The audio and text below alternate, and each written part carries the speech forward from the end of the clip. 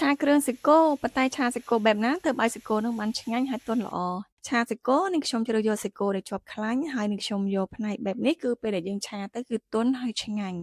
គ្រឿងផ្សំមានដូចជាខ្ទឹមសខ្ទឹមក្រហមម្ទេសស្លឹកក្រូចសើចនិងខ្ញុំមានគ្រឿងបុកបន្តិចបន្តួចផងដែរបន្ទាប់មកនេះខ្ញុំលីងគ្រឿងទាំងអស់នោះឲ្យបានឈ្ងុយល្អហើយទើបនឹងខ្ញុំដាក់នៅស្ករត្នោតទឹកត្រីទឹកប្រេងខ្យងនិងខ្ញុំបន្ថែមនៅម្សៅស៊ុបផងដែរនៅពេលដែលឆាគ្រឿងណាគឺថាគ្រឿងនៅខាងក្រៅហ្នឹងគឺឈ្ងុយណាស់បងប្អូនគ្រឿងដែលយើងបានបុកហើយនឹងស្លឹកក្រូចសើចហ្នឹងគឺឈ្ងុយពេញនឹងតែម្ដងរីឯរសជាតិហ្នឹងក៏ឆ្ងាញ់ដែរបងប្អូនគឺធ្វើបែបនេះទៅគឺឆ្ងាញ់ហ្មង